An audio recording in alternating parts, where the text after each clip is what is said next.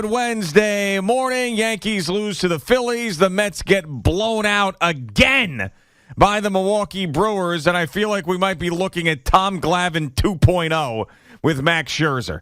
I don't know what the hell is going on with this guy. You had the Braves series last year at the end of the year where the division was on the line. He was terrible. You had Friday night against the Padres. He was terrible. This start yesterday, terrible. He had a couple of IL stints last year as well. He's towards the end of his career. He's making over $40 million. He had success in other places, including this division, throughout his career, winning Cy Youngs, and he's come here and been a massive disappointment. And you can't tell me otherwise. Massive. So he better turn it around this year and be the leader and the ace they need to be. Yes, it's early. Yes, it's just 6 games. I do understand all of that. But my God, anytime you get your ass kicked like that, back-to-back games, that's embarrassing. They should be embarrassed, especially with the highest payroll in baseball. Good morning, Boomer. How are you? All right, G. I'm doing all right. All right, G. I'm doing all right. I would just say that for the Mets at $353 million of salary to get blasted by the Brewers the way they have the last 2 games, giving up 19 runs and not even hitting, basically, except for McNeil and Nimmo yesterday. I mean, that game was just brutal. I mean, it was brutal. It was hard to watch, even as quickly as they go by now. Yeah. I mean, that was bad. And then you're right about Max Scherzer. I'm just waiting for him to say, well, I need to stint on the injured list because I have some torn pectoral muscle or something. I mean, it was brutal yesterday. And you're right, $43 million. I mean, for that. And then on top of that, you know, your second highest paid player is Francisco Lindor. He's batting 111. Yeah, I mean, it's... And then your next, like your 5th highest paid player is Pete Alonso. He's batting like 109 or something. Yeah, and when those guys go the wrong direction, they really go in the wrong direction. And the Scherzer thing, obviously, yesterday, not as much of a concern as the end of last year. I mean, the end of last year now spilling over into this year. And also, you know, I just... This idea that I heard, and then there's more speculation. It's not like Scherzer was making a ton of excuses, but the Carlos Carrasco. Oh, I'm not used to the pitch clock. I'm fatigued. I don't want to hear that. And now what I'm hearing is like, well, maybe Max Scherzer, because he's an older pitcher and he's not used to this. You know, he's not enough time in between pitches, and he's going to get fatigued as an older pitcher. I mean, come on. I mean, when you pay somebody $43 million, 5 seconds or 10 seconds in between pitches shouldn't matter all that much. He normally pitch quick anyway. Exactly. So I don't want to hear that as an excuse, and I don't think he was making that excuse. It's just things that, you know, when people watching the game and trying to figure out what the hell's going on. He's got 0-2 count. You know, he's got 2 strikes on guys. Just, you know, you got to put them away. Finish them off. You can't let him hit home runs on you. Right, back to back and to back. And that's the thing that's scary because those balls, man, just like laid right over the plate. Yeah. No. I mean, and you would think that most batters would be intimidated by him on the mound. And that was not the case, and it has not been the case. No, it hasn't. And the offense is a huge problem, too. And I think, you know, looking back at last year, it was a combination. The pitching fell apart and the offense fell apart at the worst time. I do believe that the offense is going to be better, and they'll figure that out. I'm very concerned about the older pitchers at the top of this rotation because you are banking on these guys. One of them's out with a teres major. The other one yesterday gets smacked around. And when we saw him at the end of last year, he got smacked around. I mean, if those guys don't pan out at the top of the rotation, and they still very well may. I mean, there's a better chance that they do than not. But if those 2 guys don't have a dominant year, like Steve Cohen is paying them to have a dominant year to win the World Series, the Mets have no shot. No shot at all. White flag. So they better figure it out, both of them, and put together, like Verlander had last year, a Cy Young type year. And same thing with Max Scherzer, has to be a hell of a lot better. So their projected payroll this year is $338 million. I mean, that's, you know, and then you look at the Milwaukee Brewers. Yeah. Then you realize that they're a small market team. Yeah. And you realize that they just put up 19 runs and shut your team out. I mean, man, Buck Showalter better get his ass in gear too. Yeah. I mean, and again, I know it's 6 games in, and we don't want to overreact and everything else, but How do you not overreact, or how do you not react to 19-0 in the last two games? Right. There's only a few things that happen early on, this early in a season, where you get concerned. This is one of those things. 10 and 9 runs back to back. Right. And getting shut out, too, and not scoring at all. So you want to tell me they lost a 4-3 game, bullpen blew a game, whatever, one blowout, and then you come back, maybe you lose a nail-biter, but they get blown out completely in two of these games. And one of the games Oh, by the way, Max Scherzer is on the mound. Yes, it's concerning. Now, Buck, I don't. What's interesting to me is that the pitch clock stuff that's been going on, where it doesn't seem like they have any idea what's happening. And then, also this team in back-to-back games has slept walk through these games. That's not usually Buck ball. That's not usually what you see from this team. The Mets hadn't lost a series. It was like, until May of last year? It was like late May. They'd won every series to start, the year. And obviously that's a very difficult thing to do in back-to-back years. But, I mean, this is just ugly. And this is the standard, too, by the way, that they're going to have to live up to. When you're blowing everybody else away with payroll, these things, the microscope becomes larger, the spotlight becomes hotter, and you're going to have to deal with it. And this whole team is going to have to deal with it. Listen, Uncle Stevie's a great guy. Everybody loves him when they play for him because he writes big checks. Yep. But when people are not living up to those big checks, it's going to get very uncomfortable. Yeah. I think it's going to get uncomfortable, especially, taking 3 out of 4 from the Marlins was great. And, they have their home opener come Thursday. They've got to win today. They've just got to win the game today. They can't come home losing 3 straight and looking listless. Right. And I don't want to hear about we'll be okay. Everything's going to be fine. With the injury bug that's already hit them, with the fact that 2 of their best players are null and void in the lineup, combined with the bottom of a lineup that is null and void, with the exception of Jeff McNeil. Yeah. I don't know what to tell you. I mean, this is I figured they'd be a good team. I didn't think they were going to be great, especially after Edwin Diaz. And again, losing like the way that they have the last 2 games, I mean, that's got to be really concerning because you just don't go in and lose 19-0 in baseball game. I mean, that's ridiculous. Right, in back-to-back games. Yeah, no, especially this early in the season, too. Usually the pitchers have an advantage this early in the season, and it doesn't seem like that's happening. And they are going to need to go out, and I don't know if it's going to be Shohei Ohtani. Everybody's going to talk about that, where the Angels are in the season. They usually stink. But they're going to have to go out and get a major bat. If they are right there in contention, which I believe they will be, but they're going to have to go out and get a major bat. I don't think they're going to be out of it. You think they're going to be out of it come the trade deadline? There's no way. That would be hell. But no, they're going to have to upgrade the offense. And Steve Cohen said it himself with the Correa thing. We felt like there was a missing piece. It felt like we weren't complete. And then he negotiated that deal on the phone with Scott Boras, and then Correa was going to be here. And he said, this is the thing that puts us over the top. And they never were able to replace that. So the offense is going to need a major boost at some point during the trade deadline. I don't think it's going to be too late by then. I mean, this team is too good to be out of it by the trade deadline. Your 1A ace right now stinks. Yep. And your 1B ace is on the injured list. Yep.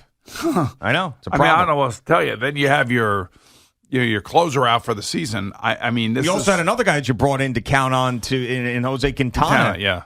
He's gone for months. Yeah.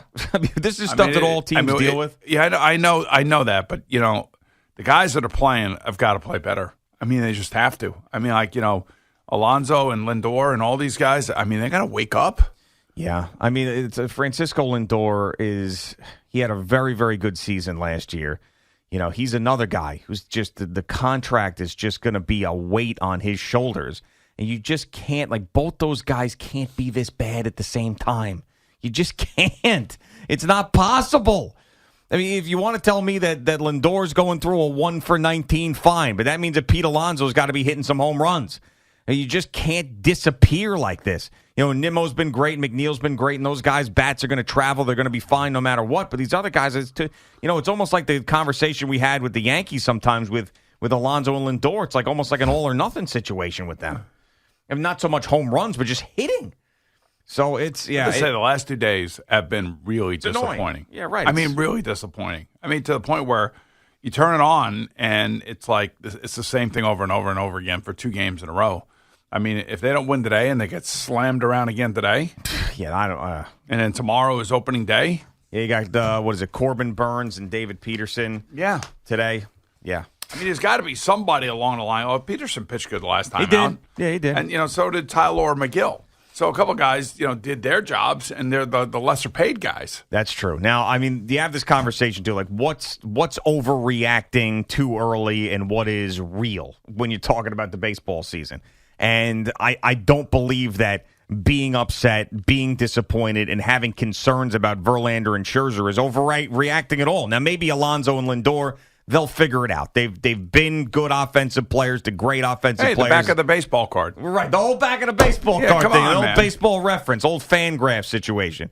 So they'll be able to figure it out. But the top of this rotation now with the best closer out as well, and the fact that you're dipping into McGill and Peterson already because Verlander's on the IL and Quintana's gone for months, it's not a great start. Do you already have a meeting or no? No.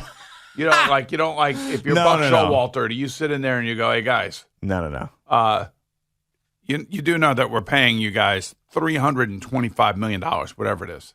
Yeah. Let's get our heads out of our collective asses and let's start playing like we're being paid to play. Yeah, I think it's a little early for that. You do. I don't. Well, I mean, Buck, though, I heard one of his cuts last night about how, what is it, just 6 games? Like, they're not a big deal, whatever. So I don't think he's going to do that. I think he's going to keep the even keel. Now, if they get swept on their way home to opening day, on a getaway day today, it's a day game, and they get killed again, then yes, maybe. But I don't think now. Oh, I'm telling you, I'm not.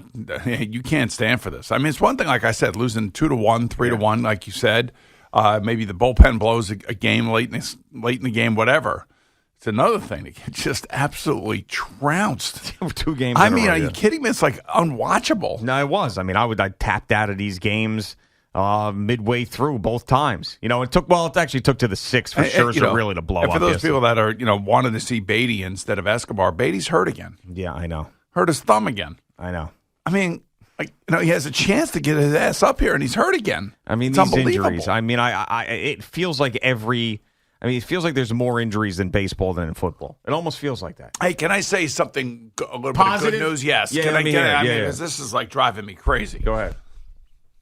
The Knicks got the 5th seed. Yes, they did. They're Yes, locked they in. did. Hey, they have a better record than the Nets. Who would have thought that before the season started? I mean, are you kidding me? This is and obviously they're going to play the Cleveland Cavaliers, who are locked into the 4th seed. So they'll have until about April 15th now. So we're looking at about 10 days. Yep. So I wonder what the status of Julius Randle is for them. Well, they said 2 weeks, and then they're going to reevaluate. So that was right around the start of the season that we heard that. So, I mean, the start of the playoffs, that number is going to be with 2 weeks. So I don't know. I just know that Donovan Mitchell's had 4 straight 40-point games. Yeah. So how about Luka Doncic basically saying, "Man, I really miss Jalen Brunson." That was awesome. Yep. That was, to me, was like one of the quotes of the year. Well, I mean, I think the Knicks struck at perfect timing with Jalen Brunson. Absolutely. Can you believe perfect. you just said that? Yeah, I mean, I can. And he was asked, they were trying to get it out of, are you surprised with what's going on with the Mavericks? They asked Jalen Brunson that the other day, and he did not take the bait. Just say, hey, man, that's not my team anymore. My team is right here in New York, and he's been everything that's been advertised. The Knicks finally got one right. Well, they actually got Josh Hart right, too, I think. Yeah, no, they did. And I think they got Mitchell Robinson right for the most part where they picked him. I think they got, R.J. Barrett, you could say whatever you want. He's been I wouldn't say consistent, but at least he shows up and plays. Sure. And, Emmanuel quickly has developed into something nice. He has been kind of an electric type of player that has just brought the energy every single game. He's had some games where he hasn't shot well and he's somewhat inconsistent. But, man, wouldn't it be nice to be able to take down Donovan Mitchell and the Cleveland Cavaliers? Right, of course it would. And it would be equally as disappointing if Donovan Mitchell went off and went crazy and then beat the Knicks, because then you just would have thought what could have been if you paired Jalen Brunson and Donovan Mitchell together. Yeah, I don't know. I mean, did they really have everything that Utah wanted? Well, they did, but Utah, I believe that Danny Ainge, well, first of all, he hates the Knicks to begin with. 100%. And then also, he didn't want to send Donovan Mitchell to the team he wanted to go to, because then he felt like Donovan Mitchell won. Well, you would think that like an ex-player like Danny Ainge would have done right by his guy. Yeah, but he's a guy that probably hates the fact that these guys force themselves out, and he's probably old school mentality when he played, probably hates that. So a win for him was, I'm not going to send him to the Knicks, a team I hate, and on top of it, I look like a fool because Donovan Mitchell wanted to go there, and I granted him that wish. I got to show a little bit of power here. I got to show some stones here. So I do think the Knicks could have gotten him, but it would have been for a much larger haul than what Cleveland gave up.